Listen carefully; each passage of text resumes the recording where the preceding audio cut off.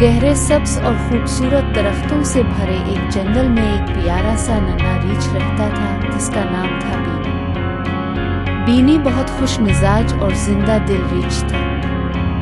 वो अपनी उम्मी अबू और छोटी बहन बेला के साथ रहता था। उनका घर एक नरम घास वाले टीले के अंदर था जहां हमेशा हंसी खुशी का माहौल होता। बीनी को सुबह जल्दी उठने की आदत थी। जैसे ही सूरज की पहली किरणें जंगल के पत्तों से छनती हुई जमीन पर पड़ती, वो खुशी से उछलता, आंखें मिलता और गुड मॉर्निंग वो कहता। उम्मी रीछ हर रोज उसके लिए नाश्ता तैयार करती। बीनी का पसंदीदा नाश्ता था शहद वाला दूध, नारियल के केक और आम का मुरब्बा। वो मज़े से खाता और हर नवाले पर आवा मज़ा आ गया कहता। नाश्ते के बाद वो अपने जंगल के दोस्तों से खेलने निकल जाता।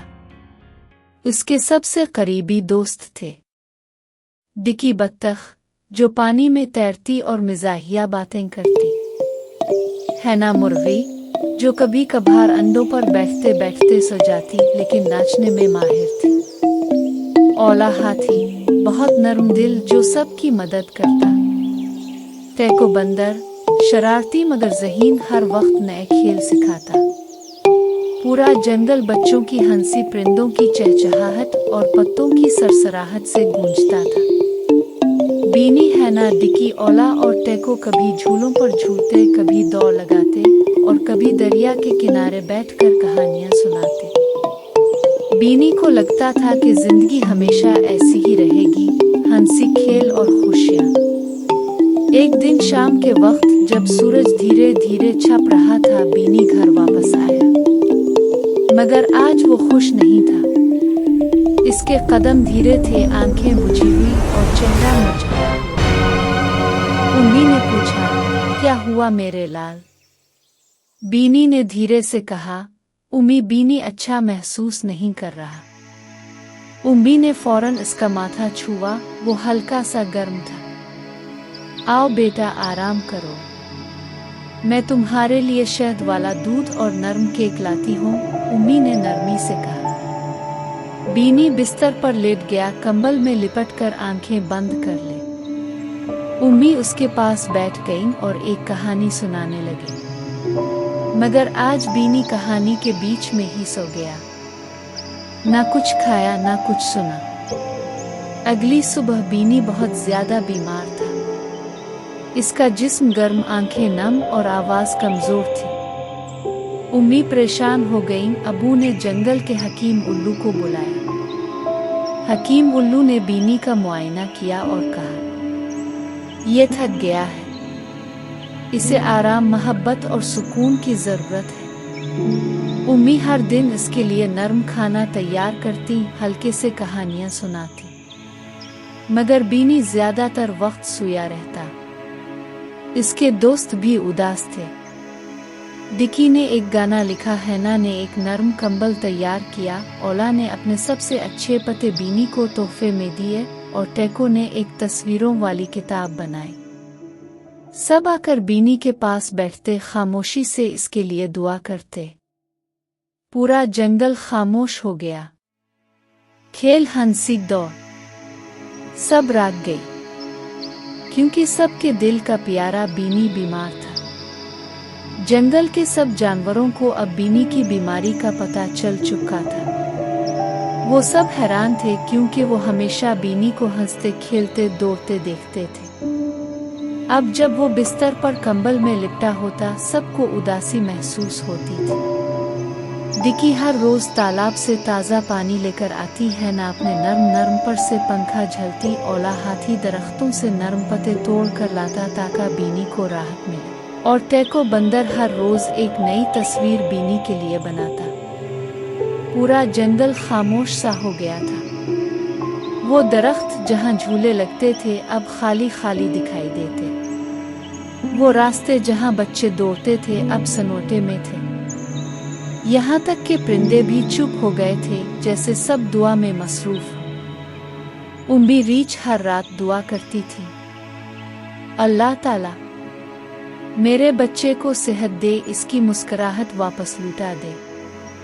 एक रात जब बीनी गहरी नींद में था, इसने एक हैरत अंगेज ख्वाब देखा।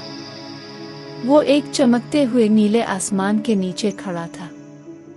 सामने एक खूबसूरत झील थी जिसका पानी दूध की तरह सफेद था। झील के किनारे एक सुनहरी रंग का अलिफालू बैठा था जिसकी आंखें सितारों की तरह चमक रही थी। बीनी, अलिफालू ने नरमी से कहा, तुम्हें बस थोड़ा सा आराम चाहिए, थोड़ी सी मोहब्बत और सबसे अहम, तुम्हें अपने दिल को संभालने का वक्त चाहिए। बीनी ने हैरानी से पूछा, क्या मैं फिर से खेल सीखूंगा? अलिफालू मुस्कुराया, बिल्कुल, लेकिन तुम्हें अपने आप से वादा करना होगा कि तुम हर दिन के लिए शुक्रगुजार रहोगे और दूसरों की भी मदद करोगे। फिर झील के पानी में एक रोशनी फूटी और बीनी ने खुद को अपने दोस्तों के दरमियान हंसते दौड़ते नाचते देखा। अचानक वो जाग गया। उम्मी उसके पास बैठी थी और एक हल्की मुस्कुराहट बीनी के चेहरे पर फैल गई। अब बीनी की तबीयत आहिस्ता आहिस्ता बेहतर होने लगी। पहले वो सिर्फ थोड़ा सा शहद खाता, फिर एक दिन उसने नारियल केक भी खाया। उम्मी की आंखों में खुशी के आंसू आ गए। फिर एक दिन तैको बंदर ने कहा, मैंने एक नया खेल सोचा है, बीनी के लिए खास। सब दोस्तों ने आहिस्ता आहिस्ता मलना शुरू किया, लेकिन इस बार वो खामोशी से बैठते, सिर्फ बीनी के साथ वक्त गुजारते।